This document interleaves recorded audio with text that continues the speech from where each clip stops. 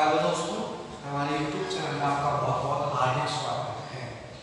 हम कक्षा 10 विषय विज्ञान अध्याय नंबर 4 प्रतिरक्षा और रक्त समूह की चर्चा कर रहे थे। प्रीवियस वीडियो में हमने प्रतिरक्षा क्या है, प्रतिजन क्या है और रक्त समूह है, कौन कौन किसको रक्त दे सकता है और कौन कौन किसके से रक्त ले सकता है, उसकी चर्चा हमने की थी। आज हम एक नेक्स्ट टॉपिक है उस पर चर्चा करते हैं। इसका नाम है RH फैक्टर। RH जिसको हम कारक कहते हैं।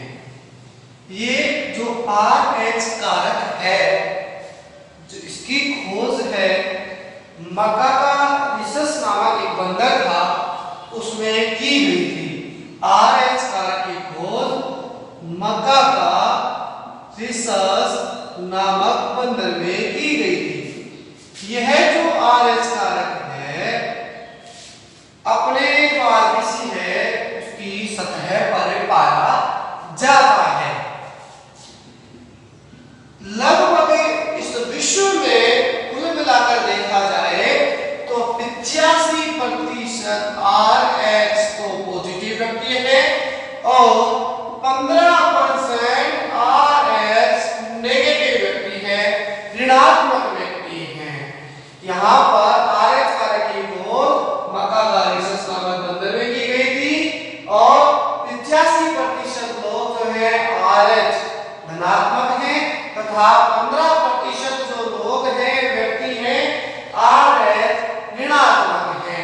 यह जो RH है मुख्यतः 5 प्रकार का होता है, जिसमें पहला है RHD, दूसरा है RHE, तीसरा है RHE, चौथा है RSC एंड पांचवा है RSC। यहाँ पर पहला जो अपने पास में RHD है यह सर्वाधिक प्रतिरक्षण कारक है, इसलिए यह सबसे महत्वपूर्ण RH कारक माना गया है। यहाँ पर RH एक को बड़े E से डिनोट किया जाता है तथा एक को छोटे E से डिनोट किया जाता है, जिसमें यहाँ RH बड़े C से डिनोट करते हैं और एक RH छोटे C से डिनोट करते हैं। तो हम कह सकते हैं RH कारक की खोज मकाकारिसस नामक बंदर में की गई थी। यह 417 एमिनो अम्लों का एक प्रोटीन है। RH कारक जो है 417 एमिनो अम्लों का एक प्रोटीन है जो मानव की रक्त कणिकाओं की सतह पर पाया जाता है। तो इस पाठ में 1 नंबर के प्रश्न में हमारे पास यहाँ आता है कि RH क्या है। तो हम कह सकते हैं कि RH कारक मकाकारिसस नामक बंदर में इसकी खोज की गई थी और यह 417 एमिनो अम्लों का एक प्रोटीन है जो मानव की रक्त कणिकाओं की सतह पर पाया जाता है। और 85% जो लोग हैं वो RH धनात्मक हैं, शेष बचे अपने पास में 15% व्यक्ति RH ऋणात्मक हैं। यह RH कारक है मुख्यतः 5 प्रकार का होता है। पहला RSD, RHE, RHE, RHC and RHC। अब हम इसके आगे एक बात की चर्चा करते हैं कि यदि मान लीजिए कि RH पॉजिटिव वाले व्यक्ति का जो रक्त है अगर RH नेगेटिव वाले व्यक्ति के शरीर में स्थानांतरित कर दिया जाए। हम कह रहे हैं कि यदि RH धनात्मक वाले व्यक्ति का रक्त RH ऋणात्मक वाले व्यक्ति के शरीर में स्थानांतरित कर दिया जाए तो यहाँ पर क्या होगा। देखिए, जब RH धनात्मक का रक्त RH ऋणात्मक के शरीर में स्थानांतरित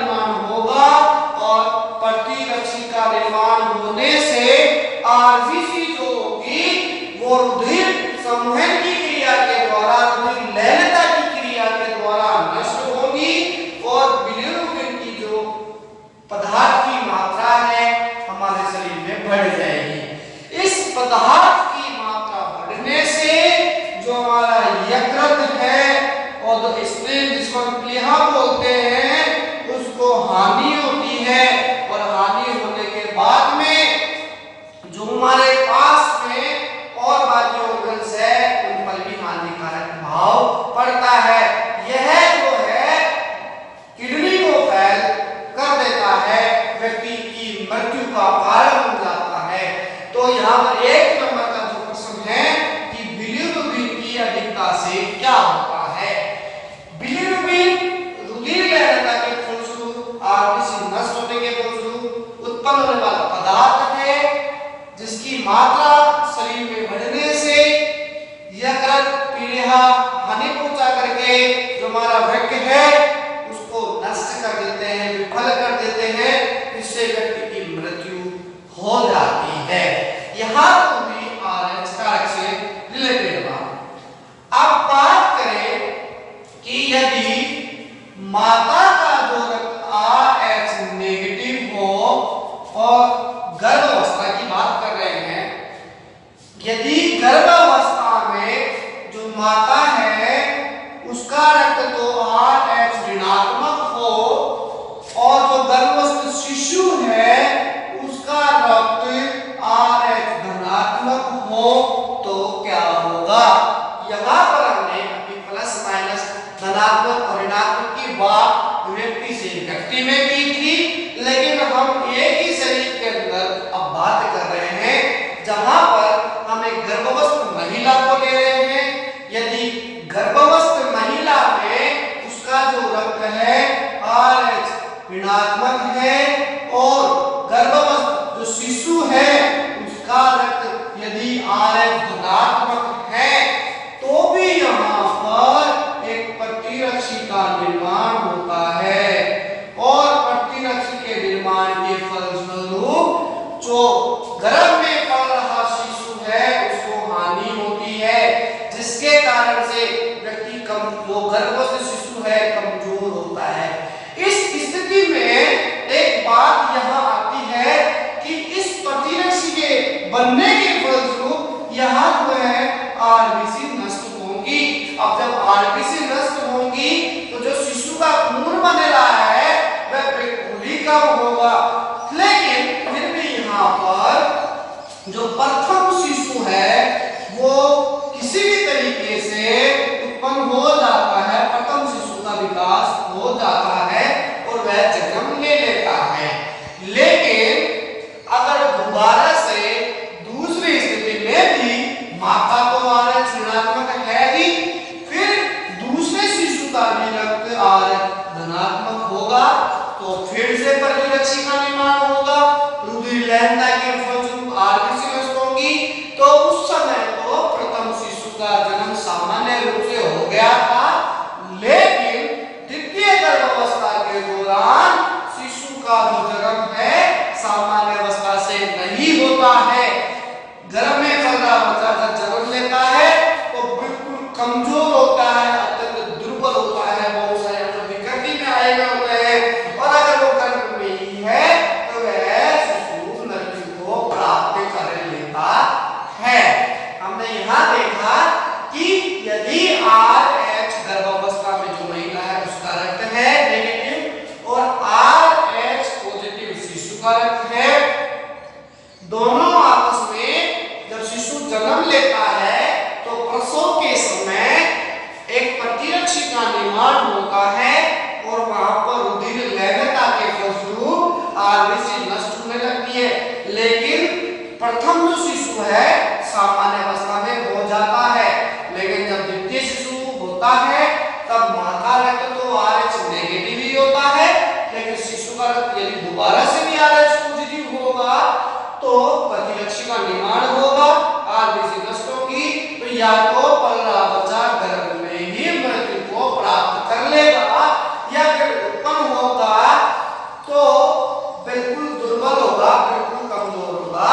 इस स्थिति में जो चिकित्सक है उसे आईजीजी नामक प्रतिरक्षी का टीका लगाते हैं और ये आईजीजी जो प्रतिरक्षी है प्रसव होते ही 24 घंटे के भीतर लगना अति आवश्यक होता है। प्रसव होने के बाद में 24 घंटे के भीतर माता को आईजीजी प्रतिरक्षी का टीका लगाना अति आवश्यक है। इस टीके को हम रोगगम प्रतिरक्षी कहते हैं। जैसा कि मैंने आपको इस चैप्टर में बताया कि यहाँ पर एक एक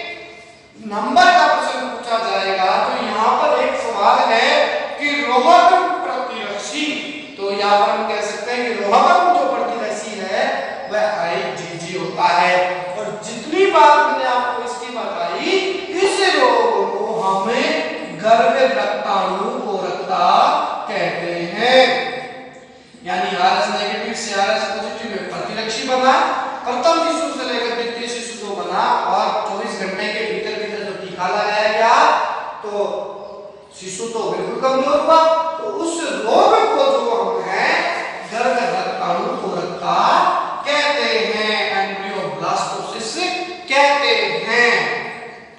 इसके बाद हम यहाँ पर एक बात की चर्चा करते हैं कि हमने प्रीवियस वीडियो में देखा था कि रक्त कौन कौन ले सकता है, कौन कौन दे सकता है।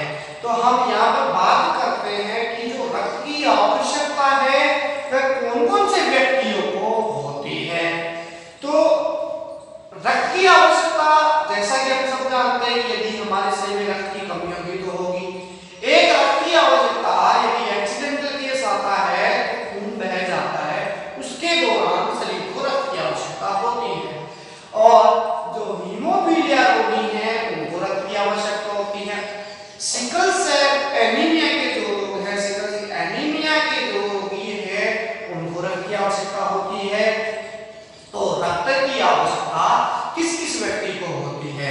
रक्त की आवश्यकता हीमोफीलिया रोगी व्यक्ति को होती है, शरीर में हीमोग्लोबिन की कमी है उस व्यक्ति को होती है, सिकल सेल एनीमिया वाले व्यक्ति को होती है, शल्य चिकित्सा के दौरान रक्त की आवश्यकता होती है, और जो गर्भ में पल रहा बच्चा का प्रसव के दौरान माता को रक्त की आवश्यकता होती है। एक्सीडेंटल केस में हमारे शरीर को रक्त की आवश्यकता होती है। तो यहाँ पर बात ये आती है कि रक्त की आवश्यकता तो होती है, लेकिन जो रक्त दूसरा व्यक्ति दे रहा है रक्त की आवश्यकता वाले व्यक्ति को, तो वह किस प्रकार से देता होगा, किस प्रकार से क्या प्रोसेस होती होगी, तो हम उसका अध्ययन करते हैं। सबसे पहली बात कि यहाँ पर जो रक्त देगा उसकी जो उम्र है 18 साल से ऊपर होगी। अगर कोई भी व्यक्ति किसी भी व्यक्ति को रक्त देता है तो उसकी उम्र 18 साल से ऊपर होनी चाहिए।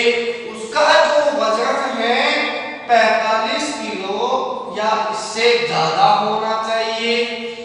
पिछले 3 महीनों में उसने कोई भी रक्त का दान नहीं किया होना चाहिए, और उसके कोई भी गंभीर बीमारी नहीं लगी होनी चाहिए, कोई भी संक्रामक रोग उसको नहीं होना चाहिए, उसका शरीर बिल्कुल स्वस्थ होना चाहिए। तो ऐसा जो व्यक्ति है रक्त दे सकता है। लेकिन फिर भी आधुनिक विज्ञान के अनुसार किसी का रक्त लिया जाता है तो रोगी की पूरी तरीके से जांच की जाती है। जांच करने के बाद में रक्त को इकट्ठा कर दिया जाता है, फिर उस रक्त की भी दोबारा से जांच की जाती है, तत्पश्चात रक्त है रोगी को चढ़ाया जाता है। तो ये प्रोसेस जो है कैसे चलता है हम उसको समझने की कोशिश करते हैं। तो यहाँ पर अपने पास में एक पॉइंट है रक्ताधान। रक्ताधान यानी रक्त का आधान, रक्त का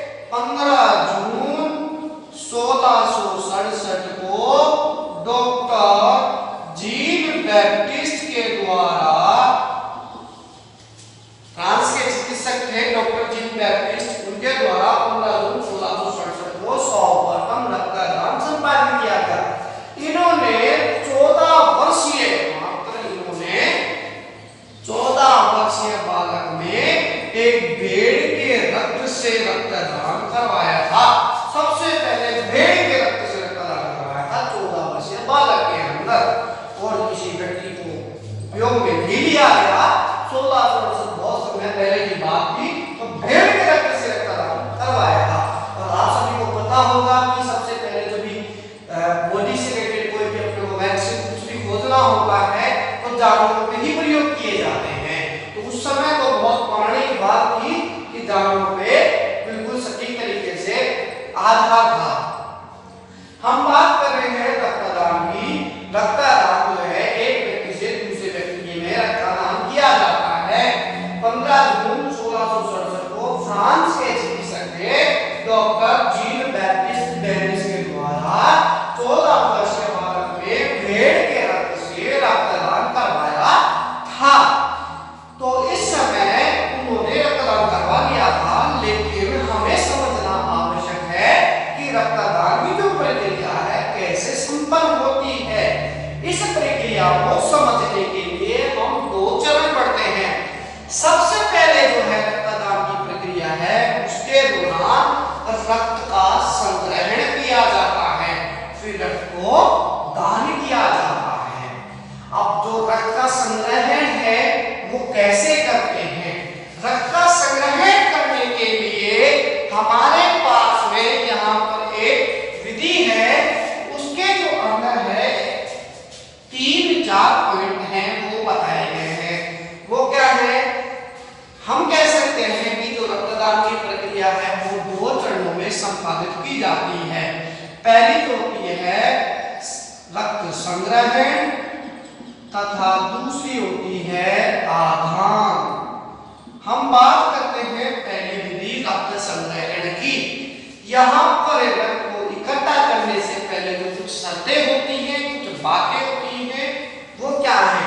पहली बात, जब भी किसी व्यक्ति का रक्त इकट्ठा किया जाता है तो उसके शरीर की सबसे पहले जांच की जाती है कि इस व्यक्ति को इस समय कोई संक्रामक रोग नहीं लग रहा हो, 18 वर्ष से ज्यादा है या नहीं है, 45 किलो से वजन ज्यादा है या नहीं है, या पूरी तरह से रक्त देने लायक है या नहीं है।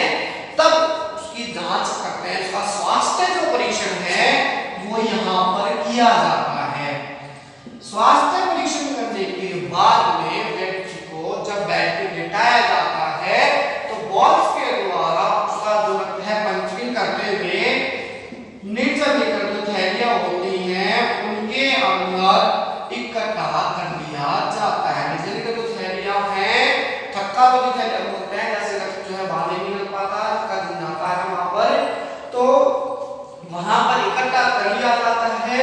उसके बाद में ये जो रक्त है इसका प्रशिक्षित भंडारण किया जाता है। इसको भंडार घर में प्रशिक्षित किया जाता है। उसके बाद में प्रशिक्षित इसलिए किया जाता है कि उसके जो सूक्ष्म जीवाणु हैं वो मर सके।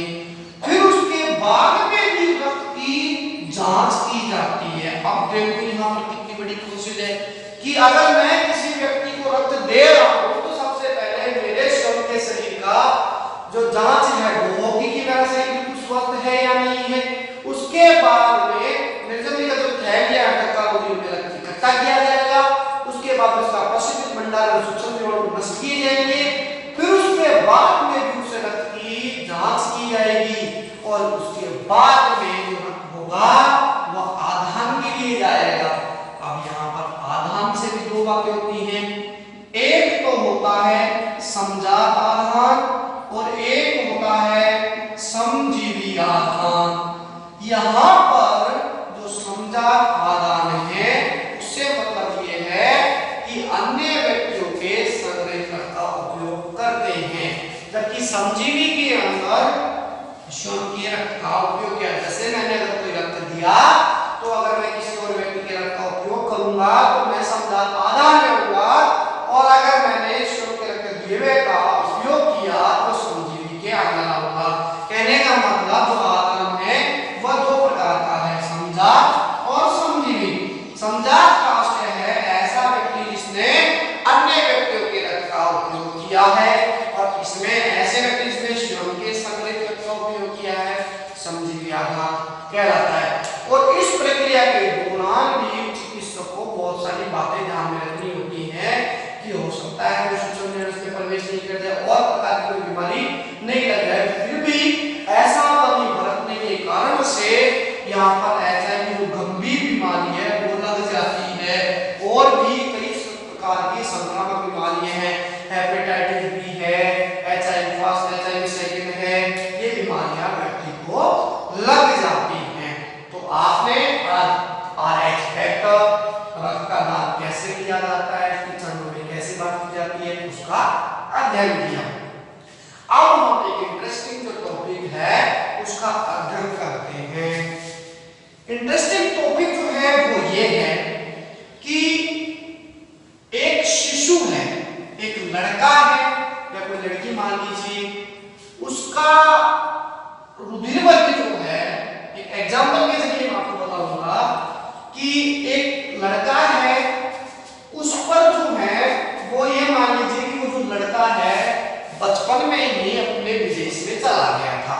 एक लड़का था जो जिसका नाम यहाँ पर चेतन से लिया जा रहा है, जिसका नाम यहाँ पर रोहित से, एक लड़का है जिसका नाम रोहित है, और ये जो रोहित है बचपन में ही शुरू में विदेश चला जाता है। अब विदेश जाने के बाद में इसको जो पालन पोषण करते हैं वो दंपति जो है अपना अधिकार जमा लेते हैं। लेकिन जैसे जैसे लड़का जो है बड़ा हो जाता है, उसके बाद में वह अपने घर पे लौटता है, तो वहां पर जो उसके एक्चुअल पेरेंट्स थे वो उस पर अधिकार जमाते हैं, पेरेंट जो थे। अब बात यहाँ पर ये आती है कि जो रोहित तो छोटा सा था, उसको ये बात नहीं पता कि विदेश के जो माता पिता है वो उसके एक्चुअल है या फिर जो वह अपने किसी रिश्तेदार के घर से यहाँ पे आया था तो किसी और ने उस पर हक जमा लिया कि ये मेरा पुत्र था जो कि शुरू में विदेश रहने के लिए चला गया था, तो उन्होंने अपना अधिकार जमा दिया। तो रोहित के मन में तो यह सवाल उत्पन्न हो गया कि मेरे असल माता पिता कौन है।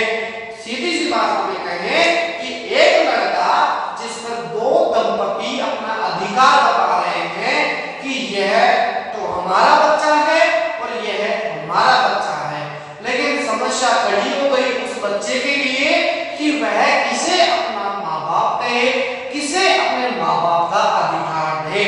तो इसके लिए विज्ञान ने बहुत ही अच्छी ट्रिक निकाली है। वो क्या है? अनुवांशिकता। अनुवांशिकता के कारण से उस व्यक्ति का तो असल माता पिता है उनके बारे में पता लगाया जा सकता है। वो कैसे? हम एक छोटा सा एग्जांपल लेंगे। मान लीजिए जो अपने पास में बच्चा था, लड़का था, उसका जो रुधिर वर्ग है वह बी है, और मैंने आपको प्रीवियस वीडियो में जीन विकल्प भी बताए थे, ए बी और ए के अंदर हमने आई पढ़ा था, बी में आई पढ़ा था, ए बी में आई पढ़ा था, और में आई। तो यहाँ पर मान लीजिए किसी शिशु का रुधिर वर्ग है वो बी है। अब अपन बात करते हैं कि सबसे पहले शिशु का रुधिर वर्ग विज्ञान में उठाया, जो चिकित्सक ने उठाया, और दोनों दंपतियों का जो रक्त था उन्होंने उठाया। तो दोनों दंपतियों का जो जीन विकल्प है उन्होंने डीएनए रिपोर्ट से निकाला और शिशु के डीएनए रिपोर्ट से मैच किया।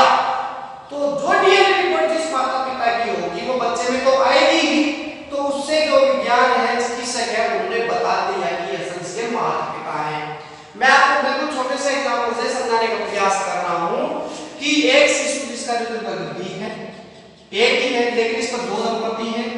जहां पर प्रथम दंपति की हम बात करें तो पुरुष होगा और एक होगी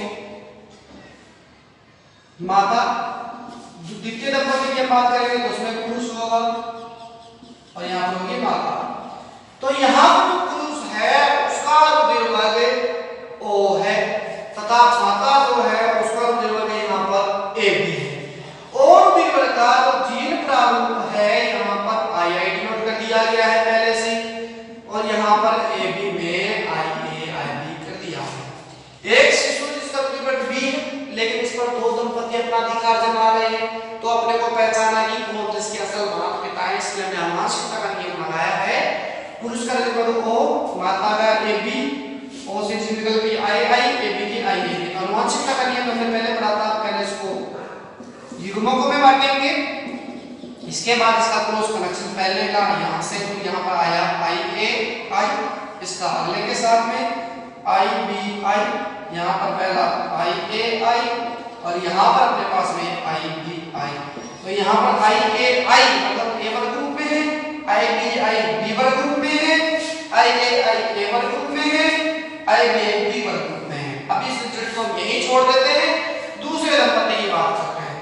द्वितीय दंपति में है जो पुरुष का रुधिर तो है ए यानी आई ए आई में नोट करते हैं तथा माता का रुधिर है बी यानी आई बी आई में नोट करते हैं। वही अपन ओपन करते हैं, युग्मकों में बांटते हैं आई ए आई बी आई, इसका अपन फर्स्ट के साथ करवाएंगे आई ए आई बी, इसका अपन करवाते हैं आई ए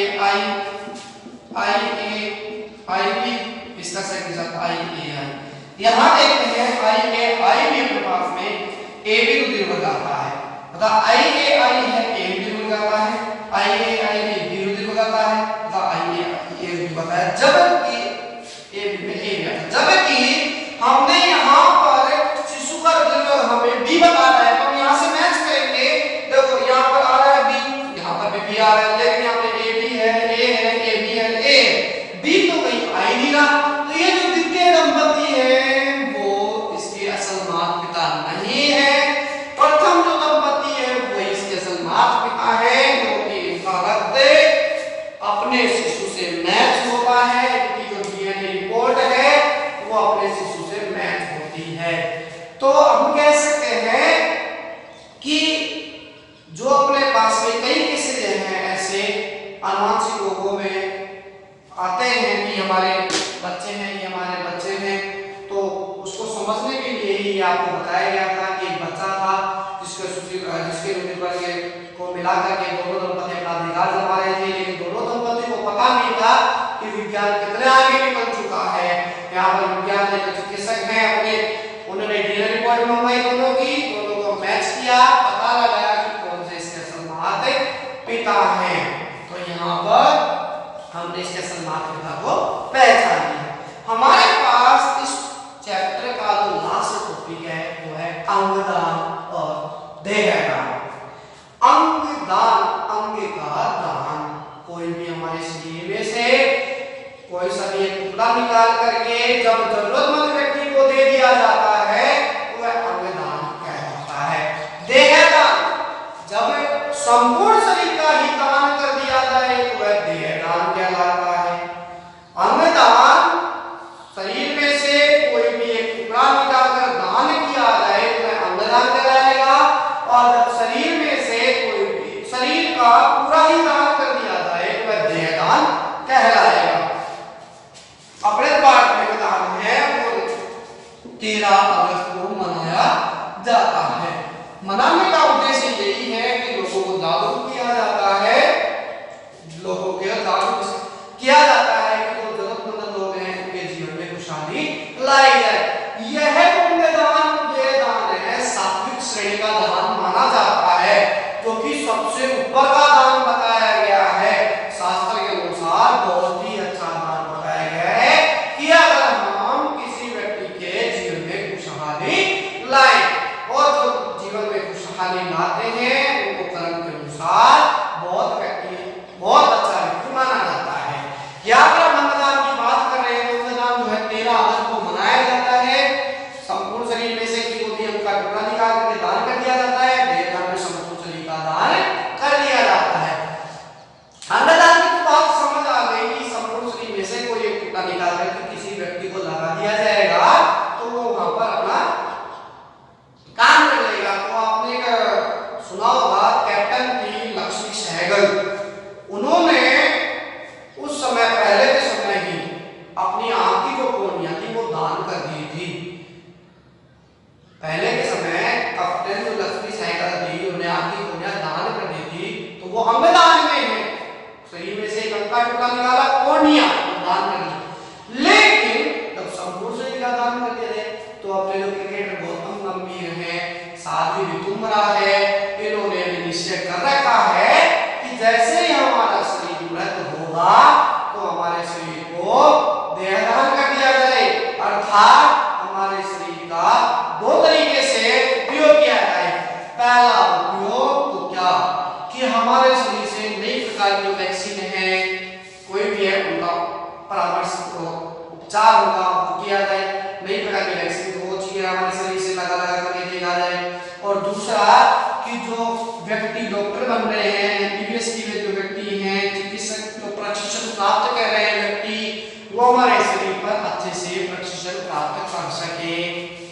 देदान के उनके दो उद्देश्य थे कि पहला तो ये था कि हमारे शरीर का दान करने के बाद में हमारे शरीर को जो है अच्छे से प्रशिक्षण प्राप्त किया जाए बच्चों के द्वारा, जो एमबीबीएस के बच्चे हैं, चिकित्सक बनने व्यक्ति हैं।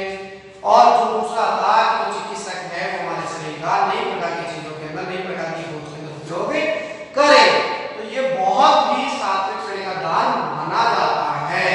अब पश्चिम बंगाल के जो मुख्यमंत्री हैं ज्योति बसु हैं, इन्होंने भी अपने शरीर में अंग के रूप में दान किए हैं। कईयों ने अभी भी प्रेरणा ले रखी है कि हमारे शरीर में शायद संपूर्ण का दान होगा या हम ये अंग का दान करेंगे।